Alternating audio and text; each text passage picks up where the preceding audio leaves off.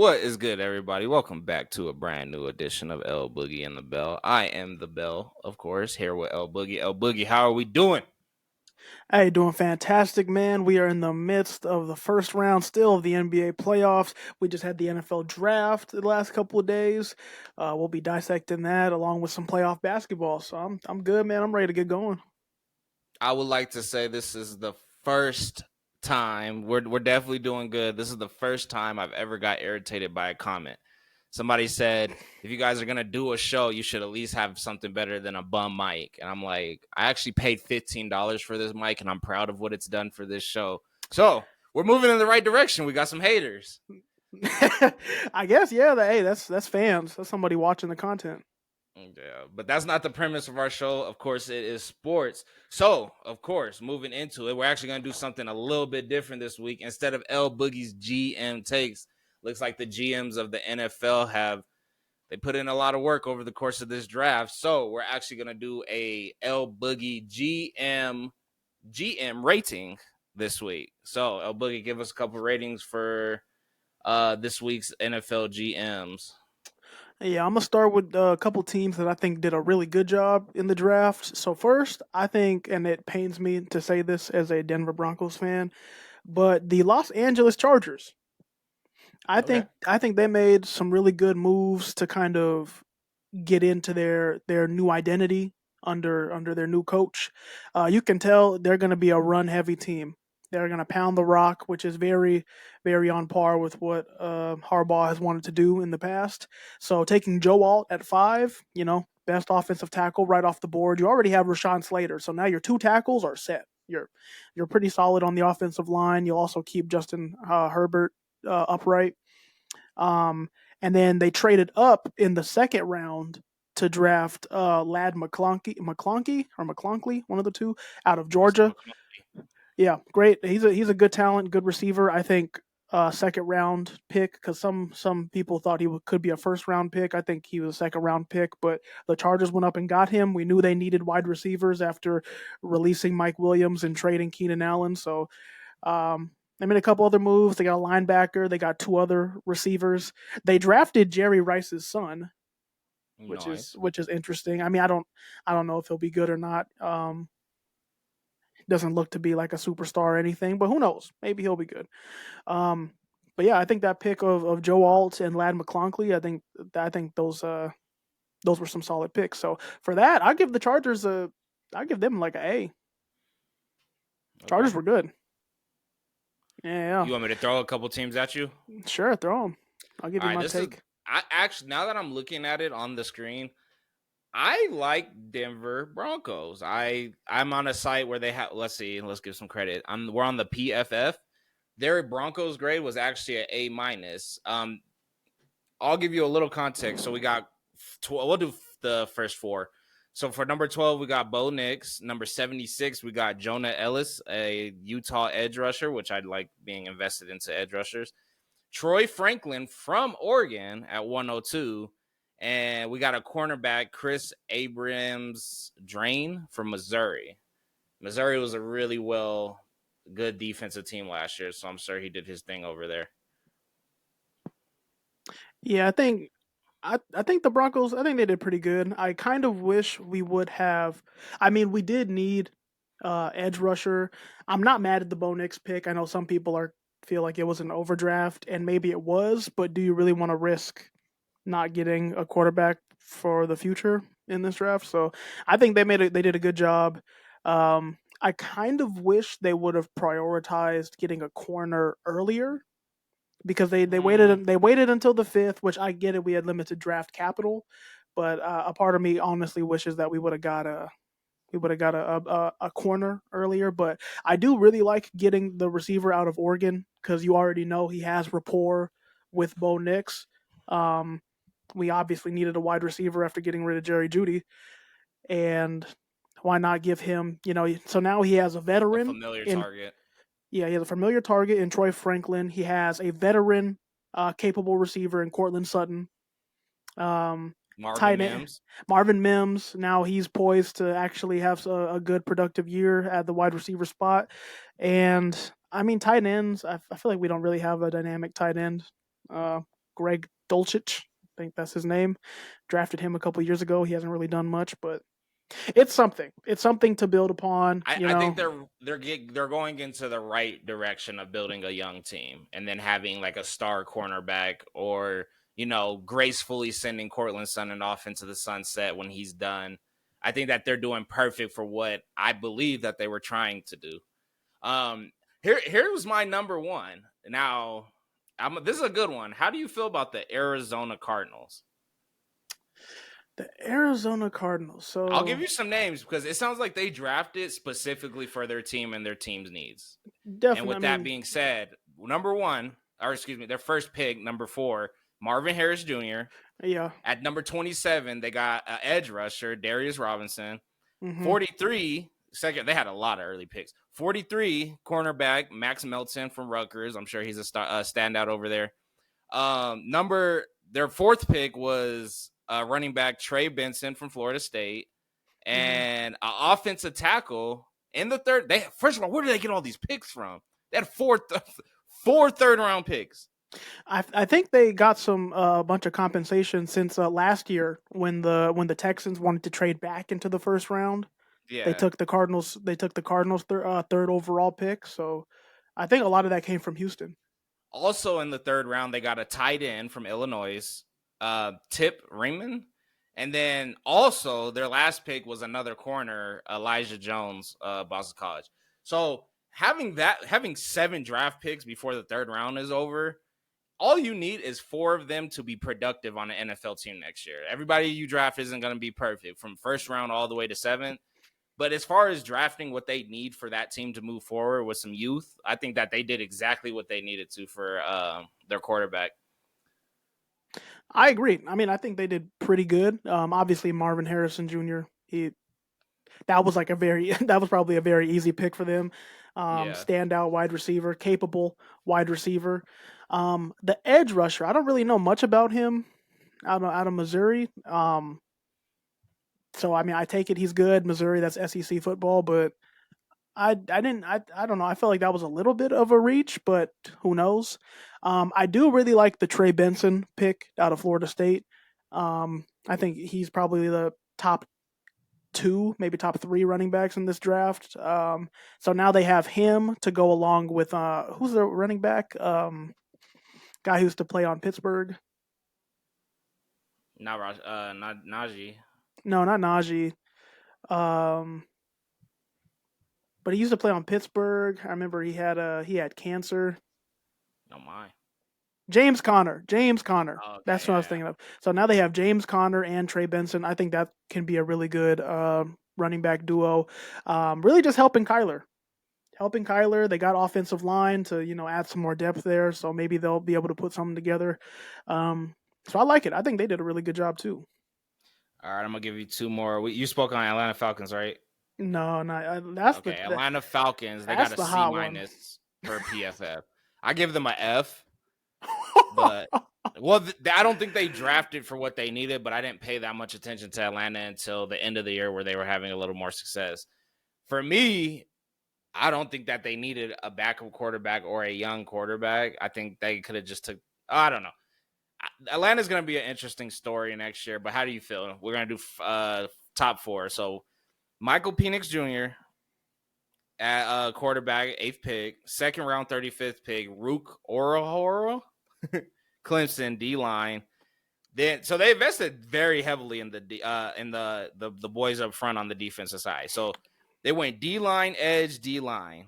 Braylon Trice, Washington, Brandon Dorless. That Braylon dude is biggest stuff, but he's a huge person. And then Brandon Dorless at D-line. And then right after that, they got a linebacker in their 5th round. So what do you think about them investing heavily into the line, but first investing into a backup quarterback, a starting quarterback? I don't know. I think they did. Actually, no, they did a lot of things wrong here because they said that they got inspired to do the Michael Penix thing based on what Green Bay did with Aaron Rodgers and drafting Jordan Love, but there's too many differences between that situation. They said, oh, that was their model. But one, Kirk is coming off of an injury. He's not an established MVP that they think is gonna retire. Jordan Love, when he was drafted, he was 20 years old. Michael Penix is 24. So you're gonna sit him on the bench for 2 or 3 years and then play him when he's 27? That's kind of crazy. The timeline doesn't make sense. Kirk's contract doesn't make sense because it's not even the dollar amount. They could have It's the like time. the time and the way they structured it. So now, if they move on from Kirk and say a year from now, and they're like, "Yep, we're going with Michael Penix," they have to take a huge like cap hit. They should have just made a lot of his money guaranteed salary instead of making it a signing bonus. Because now they have a huge cap hit if they get off of him in the next 2 years. So like financially, that doesn't make sense. I don't think they knew that they were going to draft Michael Penix when they signed Kirk Cousins. I don't think it was in their plan. I think it's something that happened recently and they just went with it. It doesn't make sense. So I don't know. I kind of feel bad for Kirk Cousins because he's probably like stunned. I feel bad for Michael Penix because now you just have to sit on the bench for who knows how long. Um, and then I think the other thing that they kind of messed up here is drafting the D tackle they got, the Rook. Yeah, I don't know how, or Horo out of Clemson. And Yeah. the only reason why I think that's a mistake is because they could have got Drazon Newton out of Illinois, and I think he was just a better player. And he was available, and they chose Rook, that kind of surprised me. I don't know why they did that. I do like Braylon Trice out of Washington. I think he was a solid player, and to get him in the third round, I think that's kind of appropriate for where he should have gone. Um, but yeah, I don't know. I give them like a C, bro, a C minus. It doesn't make sense. A lot of it doesn't make sense. See, I'm looking for one more team that's like really changing. Like they're really, really gonna. Man, shout out Kansas City's. There's no. I don't. Man, that's annoying. Well, That Xavier Worthy's a heck of a pickup. my thing is that and I think we've seen evidence that you don't need to be a huge prototypical receiver to be successful. I mean, look at what's his name in Philadelphia, Slim Reaper. Mm-hmm. Oh, um, anybody from Patriots past, like short and shifty, like that's not ideal ever. yeah, so like it's not ideal. It can work. You can be successful when you're slender. Um, but I don't know. I felt like it was a reach to trade up for him. I mean, I think it helps, and True. it kind of makes sense because Andy Reid is going to use him creatively, and he said that he reminded him a lot of Deshaun Jackson. And we saw what Andy Reid when he had Deshaun Jackson, when he had Tyreek Hill, guys who are below average wide receiver height but fast and shifty. There's potential there. There's potential. So it all depends on if they can develop Xavier Worthy and how they use him. This is the last one because this one just like killed me. The Las Vegas Raiders did not invest into a quarterback. One, because 6 quarterbacks were gone before we got to their 13th pick. Two, they just didn't decide to do it with their second round pick, which was 44. I don't know if what's his name was still on the board. Dude from South Carolina. Oh yeah, he didn't go into the fifth round.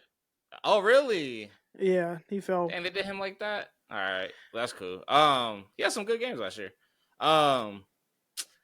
They didn't invest into a quarterback, but they got Brock Bowers, which I'm sure he's gonna ball out next season, or at least he's gonna get a lot of touches. But I would have liked to see a player like him get better touches. What do you feel about their draft? 1 through 4, tight end Brock Bowers, number 44. They're a little spread out, or they had like a real traditional. You kind of get all your picks. C. Jackson Powers Johnson from Oregon, the center. Mm-hmm. Maybe they need some help in the interior O line.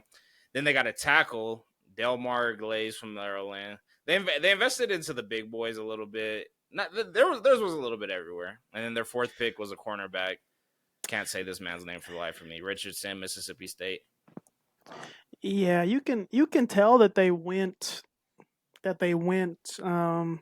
just Tight best end, play. center, tackle, cornerback, LB, linebacker, excuse me, running back, safety, cornerback. I mean, they A went they little went everywhere. they went first player available. I mean, best player available. That's just what they did. And I it's not that I don't like the Brock Bowers pick. I just feel like they could have gotten something that will make more of an impact to their team. I think they should have went secondary because at that point in the draft you could have got the best corner or whatever corner Yeah. you like the most. Um, but I mean, it makes the offense a little more interesting because now you have Devonte Adams, you have Brock Bowers, but your quarterback for this year essentially is Gardner Minshew, who was decent for the Colts last year, but he's obviously not your future. So there's that, I have them and graded at a B plus. What do you give them? I'll give him a I'll give him a B. I'll give him a B. I do like that they got Jackson Powers Johnson. He's one of the best interior O linemen in this draft class. They're going to put him at guard because they already have a good center. But that definitely helps shore up that offensive line a little bit. Yeah, I'll give him a B. Alrighty. All right. I mean, we're definitely going to talk about this a little bit more in the show, but let's move on to our El Boogie and the Bell trivias. I will be going first. El Boogie, you ready? Yeah, let's go. All right, so today's trivia is going to be 5 questions. They're all going to be relatively easy. Your goal is to get 3 out of 5 as I pass. You have 5 seconds to answer, and we're just going to move right to the next question. We're going to come back with your answers at the end. A little Family Feud style. All right. All righty. Question number 1. Which NFL team has won the most Super Bowl championships in history? It's the Steelers. Just answer. Steelers. Who holds the record for the most career passing yards in the NFL history? Tom Brady. Which player holds the record for most touchdowns scored in the NFL? I love this one. Jerry Rice. Who is the youngest head coach to win a Super Bowl in the NFL? Sean McVay. Which team has appeared in the most Super Bowl without ever winning? Oh, This is an easy one. The Vikings. Oh. Is it the Bills? Alrighty. Damn it. Which NFL team has won the most Super Bowl championships? The Pittsburgh Steelers. That was correct. Who holds the record for most career passing yards in the NFL history? Lavelle, Drew Brees. Oh, Tom Brady didn't beat him? No, he finished him out. You remember? The year that he ruined everything and they were battling for it. Okay. But Tom Brady played a couple years after. He never caught up to him? This one might be outdated, but I don't think it is. This is right. Okay. Which player holds the record for most NFL touchdowns? Jerry Rice. Good guess. There we go. Yeah. Who is the youngest head coach to win a Super Bowl in the NFL history? This says Mike Tomlin, but we're going to have to do a Google because I'm pretty sure he got him. But I remember Sean McVay became a head coach at 34. Now, did he win a Super Bowl within 4 years is the question. No. So it really might be Mike Tomlin. I think they went to a Super Bowl, but it was the one they lost to New England. So Okay. Yeah. Which is crazy because I'm like, there's no way it's not Sean McVay. But Sean McVay was a young head coach, but he wasn't a young head coach Super Bowl winner. He just became that. I mean, they got to one pretty early, though. Didn't take long. Sure. So we got Mike Tomlin here. We could definitely Google search that. Who did you guess? Oh, Sean McVay. Yeah, that was my guess before I saw this list. Which team has appeared in the most Super Bowls without ever winning one? The Buffalo Bills, who appeared in 4 consecutive Super Bowls. They got blown out like 3 times, I think.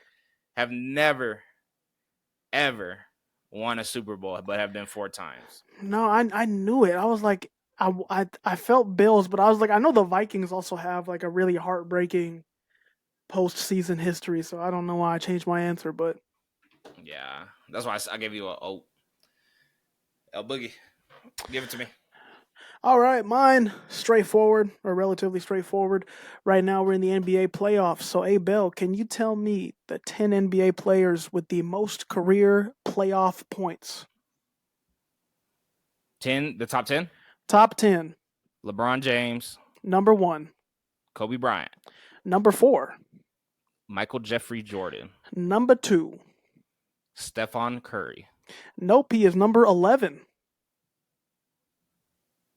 Kareem Abdul-Jabbar. Number 3. There we go. Bill Russell? Does it count? How many series did they do? They only had like 10 teams. Bill Russell is not on this list. Wilt Chamberlain. Wilt Chamberlain is not in the top 10. That's a lot. You gotta have a lot of playoff seasons. There's one more active player in the top 10. The rest are all retired. Yeah. It's not. Is it Kevin Durant?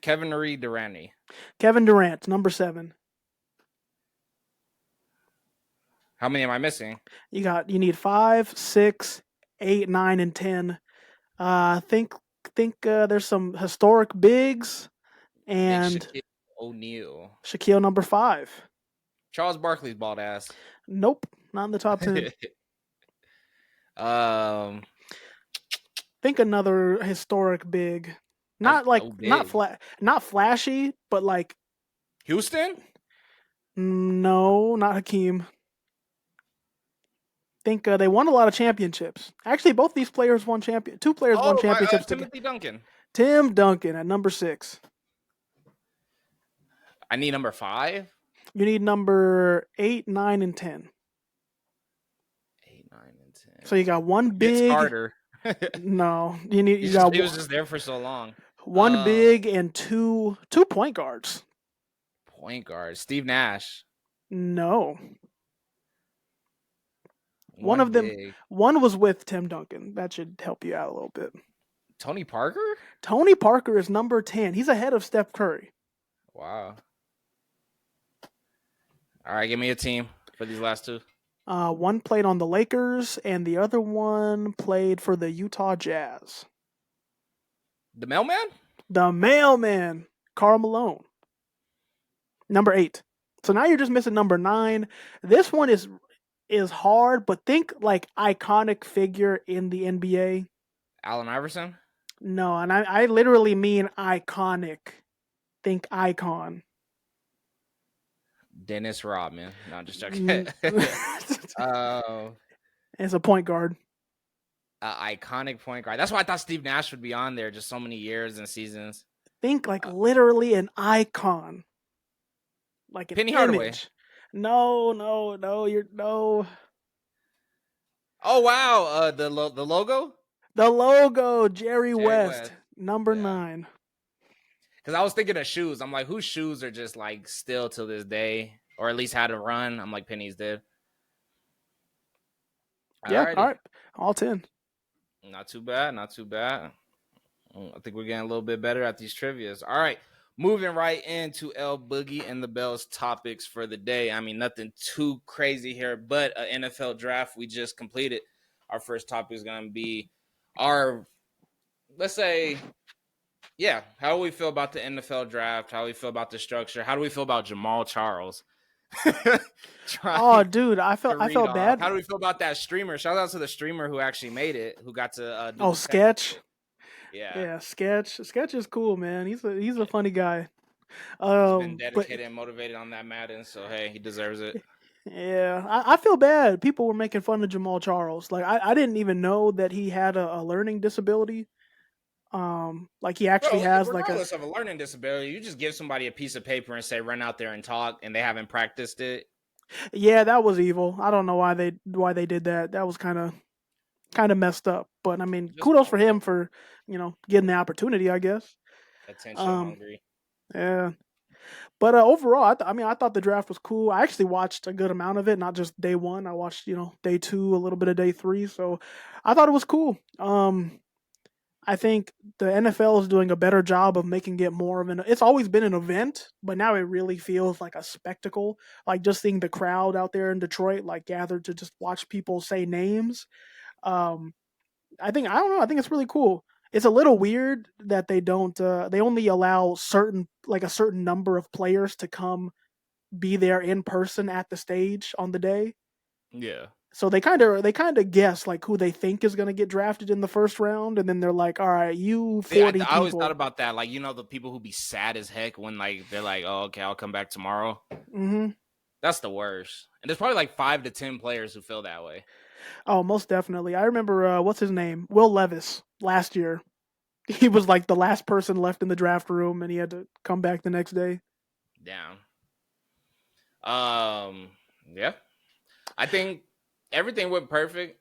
I think the Broncos really shocked me because I just explained it. I accepted the fact that like we're gonna be a horrible team next year. We're not even rebuilding next year. Like we're literally rebuilding the rebuilding team next year. I think they're headed in the right direction. I don't see Bo Nix highlights that are like, wow, this guy is going to be a American bust in the NFL. Like, no, not at all. I think his highlights represent a great player with a speedy team, and he did it at two of the biggest conferences at Auburn and at what's it called, and at Oregon. I think he lost a close game to the team that actually went to the championship in Washington, and I think he plays good football. I don't think he held his team back. I'm sure he has low lights that anybody will be able to go against me, but I think he'll be a great starting quarterback to start with next year. But it sounds good. That's just my Broncos take. Everybody else in the draft, I like what everybody did. I think everybody kind of aligned with themselves. Anybody who didn't, we talked about it a little bit earlier, but that was a pretty awesome draft all in all. Which team do you think made the biggest jump from the draft? I'm a Broncos fan, but the reason I feel like they made the biggest jump because name another team who's done as much as they've done since the season has ended, and now they have to literally start from scratch, and they're jumping from 0 to at least 15 out of 100, and that's what your goal is to do in a draft is to drop up at least 10 points to 15 points, which of course to take it to the Super Bowl, you got to be in that 80s to 100 level team. I feel like the Broncos went all the way to 0, but absolutely drafted for the betterment of their team. I think the Cardinals, like when I look at what the Cardinals drafted and what they need, I'm like, they drafted specific. Like there are people who probably got released that day where it's like, nah, we just drafted young talent and we're going to have a pretty big training camp. Thank you for your services. I think they really drafted what they actually needed. I think that the Chiefs, only because they're the Chiefs, drafted exactly what they needed. Like they didn't go in there playing around. They went up. I think they did exactly what they wanted and needed. Kind of funny too. They traded up with the Bills, as if the Bills haven't learned not to trade with the Chiefs. Like Yeah. it's screwed you guys over. Why would you do it again? I'm surprised you would say the Broncos made the biggest jump because I don't. I mean, I it mean, to feels go from nothing to have as a Broncos fan, how much hope have you had for next season? How much hope none. did you have going into the draft? Like, oh man, if they did this, I can't even imagine this draft. No, I knew next year was gonna be. I knew next year was regardless of before draft night. I knew it was gonna be. It's not gonna be a great year.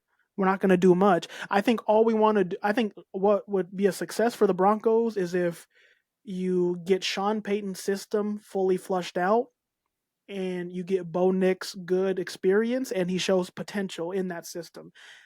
And I think it helps because he's so experienced playing in college for so long. Like Yeah, he's I think he's ready. The real question is, does Sean Payton just go ahead and give him the nod, or does he say, "Hey, Zach Wilson, since you're on the roster, let's see what you have to do. Let's give him a couple games, and then if he's just garbage, then you go with Bo Nix." I think Zach Wilson has and I really hope the best for Zach Wilson, but I think he has a very, very rough preseason. Only because you only get 2 games nowadays. Is it 3 or 2? They're trying to change it right now. They're thinking of going down to two. I don't think 3 games is enough for Zach Wilson to get into the best shape of his life to be able to take a starting role over a quarterback who's coming off of a pretty great team with great talent who will probably be ready for the speed. And Zach Wilson has showed the speed of the NFL is not the same for him. So I'd rather risk turning Bo Nix into a Zach Wilson than just have Zach Wilson continue the same behavior he's been having. Doesn't make sense to me. Like Zach Wilson willingly was a backup quarterback last year. Why would we give the Bo Nix the opportunity to fill those shoes as, oh, I'll take a year off? Like, no. We're not copying bad behaviors. I think the best behavior practice is to get Bo Nix in there and get him real experience while you're trying to rebuild this team and protect him. Protect him while you do this. If you can't protect him, I'm not a sacrificial lamb type of dude, but Zach Wilson, It's time to step up to the plate. Take one for the team. Make your money. Yeah, I mean that's a fair point. I think I think this next season it's not going to be good. I think we're going to be drafting in the top 10 next year, but I'm okay with that as long as we show potential, and then next Six and year 11. we can make I like a six another and jump. 11 team, or a 6 and Yeah. 11. How do you feel about the new uniforms? Actually, I don't even think we talked about Ugliest that. thing. The whites are clean. The The blue, whites, the navy blue doesn't match any like. So I don't like how the league is like doing this high school thing. I feel like they practice on high schools and had all these crazy colorways, and like they're trying to implement these new tech uniforms. I'm like, I don't feel them. I don't like the Broncos uniform at all. But the whites are clean. But everything else is like, you guys posted on Instagram. We hyped it up. We were excited about this to drop that. I didn't like it. The orange or the white and orange is the ugliest shit in the world. Let's just be honest. like the throwback or the new The one. white, so there's like one orange top, white pants. Then we have the navy blue. Then we have the all white for away. Yeah. It's so bad. I don't even know what the orange and white is for. You could do it anywhere, home or away, but they're just so ugly. I don't even want to see them. Mm. The all white, we're gonna look clean on the road. The navy blue, it's like I like the old school Bronco navy blue before we went over to orange. Right. I don't like the 5280 trend because it's on the Nuggets jerseys now. It's on the Broncos jerseys. It's like we get it, guys. Nobody outside of people who live in Denver or are from Colorado, nobody knows what 5280 means. They're just like that's a random number Well, on there's the people in jerseys. Denver who don't know what 5,280 means in general. I believe it. I really believe it. So it's like why do it repeatedly? I do think the throwback jerseys are nice though. If anything, I kind of wish they would have made the throwback jerseys our primary jerseys. Let me look at these trashes. Because that's what I like. I don't know. Yeah, the new Did stuff. I'm not everybody really in the too league hype. get new jerseys or just the Broncos or a Nah, couple teams? I just a seen couple other teams. teams. Just a couple teams. Yeah. See, that old navy blue was so clean. Yeah. But Nah, that's not it, B. you don't like you don't like the throwbacks? It's the orange with the white bottom. That's the one I'm not feeling. The all white is clean, and then those dark navy blues. Like I like our old navy blue. I don't know, man. I like the throw. I mean, they're probably only going to wear the throwbacks once or twice next season. I'm gonna make sure I watch because I think that's cool. I do like the white helmet. The white helmet's pretty crispy. Yeah, I'm glad they brought that back. Yeah, the That's white cool. helmet's pretty crispy. I'll give them that. Yeah. All right, moving on into topic number 2. Of course, we are in I'll say the midpoint of round 1. We have a couple series about to end. We have some series that are heating up. As of right now, the Knicks are up 3-1. They just beat the Sixers today. As of right now, who played early this morning? Oh, those two teams that I don't care about. Is that who played? No, the Knicks were that was the first game today. Okay, never mind. I was talking about the Magic and them. Oh One yeah, that team was got yesterday. blown out just for it to get back to 2-2. Nobody cares. It's the Cavaliers. The Cavaliers are selling right now.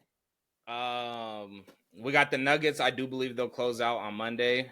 How you feel about that series? Yeah, I think the Nuggets need to come out and close it out because what you don't want to do, you do not want to give the Lakers more momentum and more energy by letting them win one on your home court and then go back to LA. That's what you don't want to do. You want to say, all right, injury is a heck of a thing. Like, don't play around. Like, there's no reason to play around. I think the Lakers generally beat the Nuggets. That's what they did. They beat them. They didn't get lucky. They didn't outclass them or anything of that nature. They just beat them. They showed up and played a great game, and they never let off the pedal like they did in the past 3 games. Now close out the series. Like, you're just close out the series. No, we don't want injuries. We don't want this. We don't want that. Close out the series. Let's move on. Go. I think, I agree 100%, especially because it's looking like the Nuggets are going to probably have to play the Timberwolves next round. That's gonna be a fun series, but you want to make sure you give yourself, the Timberwolves look like they're about to sweep the Suns, which is gonna be crazy.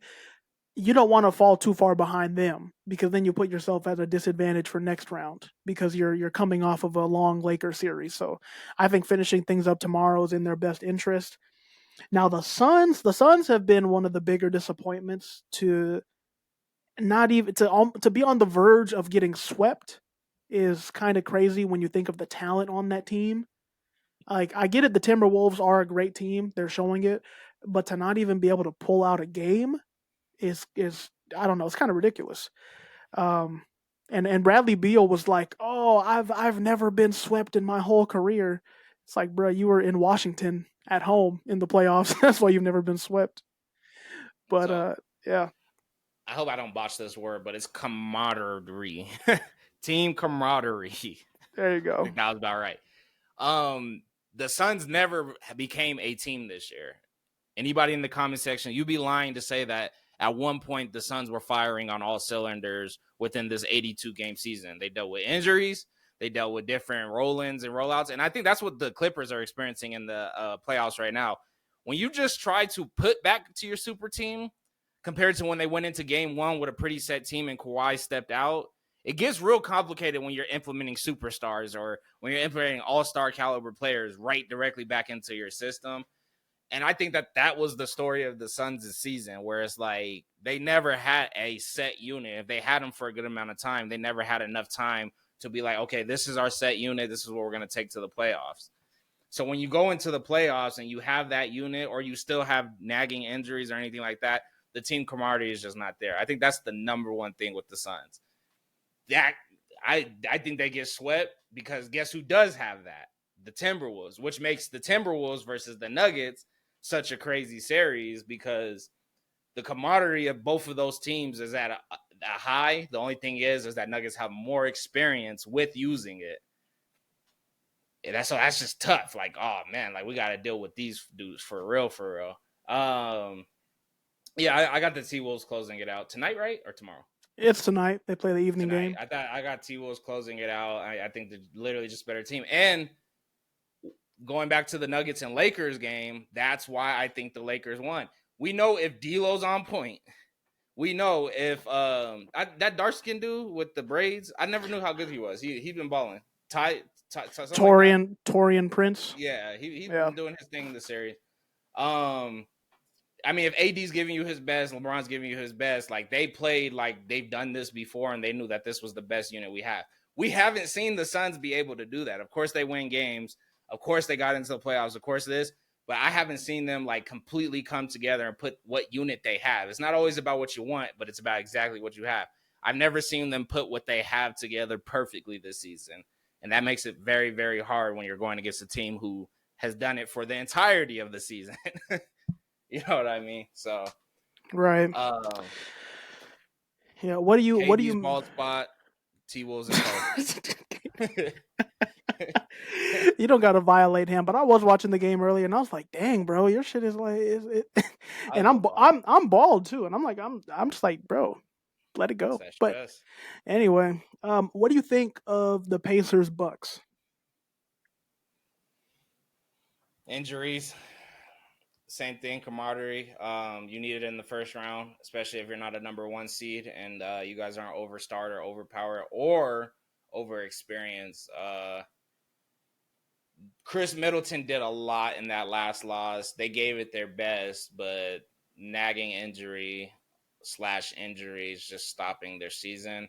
And it just lets them know that like we could be one of these best teams. We just might have to wait till next year. They're just not that yet. So like keep your core. Bobby Portis show up to play harder. Um, they'll be all right. Just not this year.